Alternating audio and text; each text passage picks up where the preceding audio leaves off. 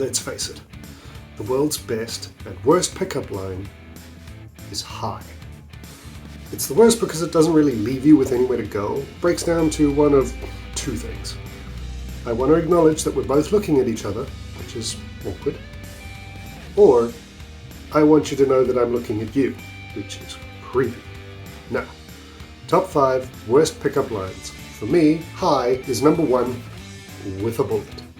The problem is, it can also be the best, because if it's, I noticed you noticing me and I really want to say something or get your attention because you're cute and I'm feeling cute and drunk enough to entertain the idea that maybe, just maybe, someone else out there is drunk and stupid enough to find me attractive right now, and you're really cute. I mean, why are you in this shithole bar? But then I look up and you're looking up and we're looking at each other and then you're fucking smiling and that makes me even cuter somehow. And sure, your teeth aren't perfect, but they're pretty great, and that one little slight skewed one to the side is just super fucking charming. And anyway, you smile and now I'm smiling and then you say, hi.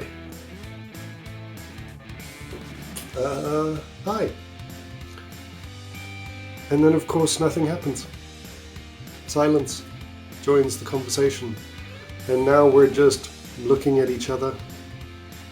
But then you blush a little and that makes me blush a little and now I hate you. I know you just ordered a drink, he says, as if he's been watching me for hours like a fucking stalker. But I'd love to buy you the next one if you plan to have the next one, that is. Oh, you'd love to, huh? Really? Dude, you don't even know my name, but you stumbled through it, and why am I still smiling? Yeah, sure, that'd be great. Then he moves to sit closer, and I'm not happy about this. He's tall and good looking, and this boss sucks, and here we both are, and he smells great, and I'm not okay with that. I'm Dan. Is he actually holding out his hand? Yes he is. I'm Rosie. That's a lovely name. Sure. Okay. So I do what any reasonable person would do in that situation. I down my drink and slide the empty glass closer to him. Your move. He laughs. It's charming. I blush because I just downed a double vodka, and it wasn't my first drink of the hour. And he orders me a new one, and then we start talking, and he's funny and interesting, and he likes great music and spends the correct amount of time passionately agreeing with me about why Beatles made more sense at the time, but that's why the Rolling Stones feel like they stood the test of time better, and I hate every minute of it because it's too perfect. He's too perfect. Why would someone like him be in a bar like this, talking to this girl? How dare he, actually? So 2 drinks later, when we're still talking and he's still saying all the right things, I decide the only way forward is to kiss him so that he'll shut up. And we can just skip to the end where he makes up some excuse or actually has a girlfriend or whatever. And I can go home. But he's a really good kisser. And it's been a while since I kissed someone that smelled that good. And he did tell me that he liked the way I fidgeted with my hair just before I corrected him about something. Damn it. On the positive side, his snoring wasn't too loud. And he seemed to be a really deep sleeper. So I slipped out from under his arm and I go hunting for my clothes, which I apparently spread liberally around his apartment. And the snoring meant that I could hear that he was still asleep, and I could live without the bra. Sure, it's one of my favorites, but a swift exit from this overly charming nightmare is worth more than my old favorite bra. He could mail it to me, or I could just forget about it and move on, and that also works, but, you know, I would definitely need to find my other shoe before I leave. Sneaking out? Sigh. Damn it.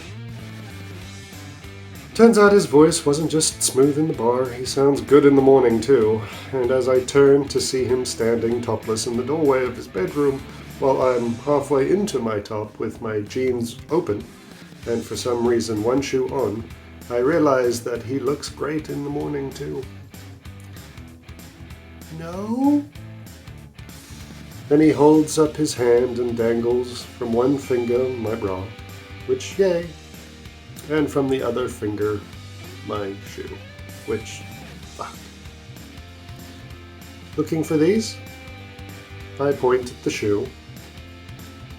Actually, just that one. I decided to abandon the bra. His smile grows, and for some reason I smile back, and he hands me my stuff and then walks around me into the little kitchen nook and starts doing things.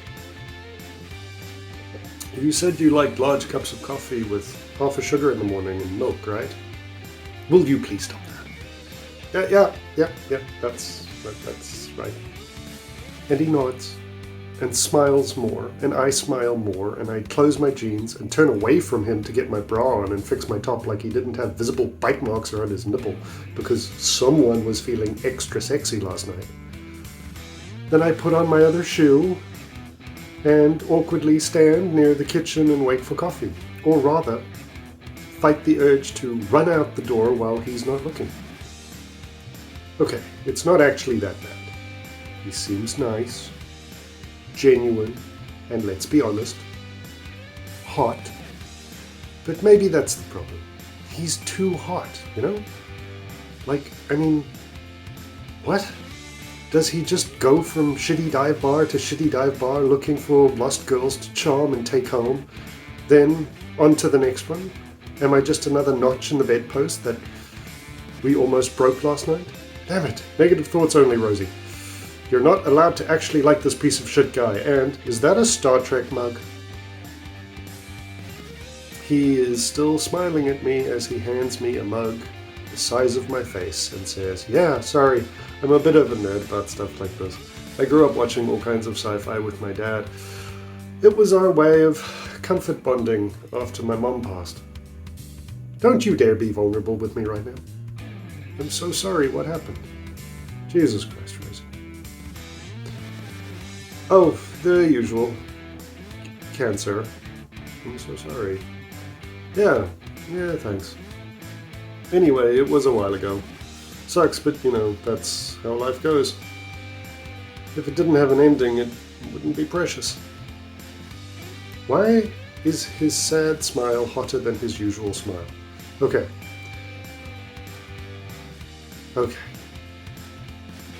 Can't jump him right after talking about his dead mom. Just drink your coffee and get out. But instead of doing that, I put down the mug, put my hands on the side of his face, and pull him down and kiss him before saying, I was trying to sneak out. I know. And then he kisses me back, and we kiss some more. And then, one thing leads to another, and I'm back to trying to find my fucking bra. Only now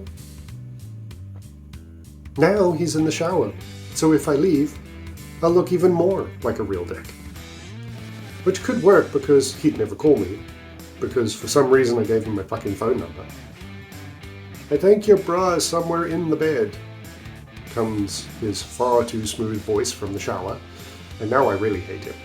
But my voice betrays me as it comes out all shy and charmed. Thanks. Jesus. So I put on the bra and the rest of my clothes. I drink my now cold coffee. But somehow it's still great. And then he comes out of the steamy shower, and I can smell the mix of soap and him from all the way across the apartment, and I literally put the mug down and run from the building, out the door, down the stairs, out the front door and down the street, taking the first available turn so that he can't see me, hoping it's not a dead end. And then I keep running to the end of the street before realizing that I'd left my fucking phone and my bag behind.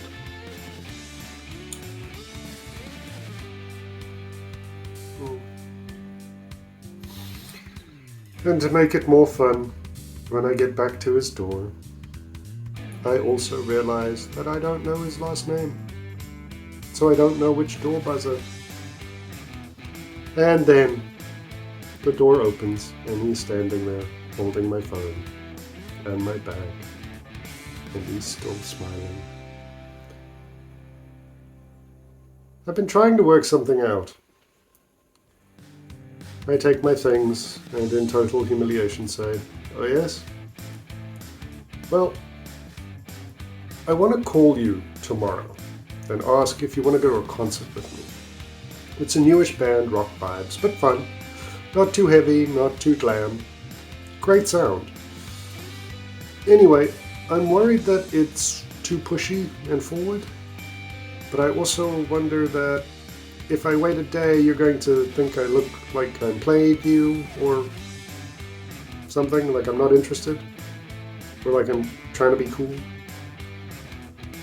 I look at him and that stupid, beautiful smile, and he doesn't look angry or confused, just amused, and I hate him and I hate me and I can't believe I'm saying this. I'm free tomorrow night. And his smile gets broader. And he says, "Great, I'll get tickets and text you the details in like 3 hours." And I say, "That's perfect." And he leans down and kisses me, and I kiss him back. And for a moment I think I'm going back upstairs, and then I think I'm going to start running down the street again, but really, I drink way too much for that to be a good idea. So I step back, try and smile, say goodbye, and go to work, because it's fucking Friday and I'm like an hour late for work. And 3 hours later he texts me and I reply, and now I'm going on an actual date with Dan, and I'm annoyingly excited about it. And this is what you get for letting someone say hi to you in a bar. Fuck.